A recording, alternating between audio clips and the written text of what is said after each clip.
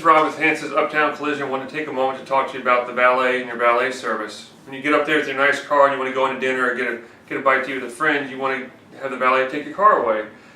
You do that quickly, but sometimes you forget to walk around the car and look at it. Grab the smartphone, walk around the car real quick, make sure there's no damage to it, and when you get back, walk around it again when the valet returns the car to you. That way you know for sure that that happened while they were there. We get a lot of people coming in with valet concerns and valet damage.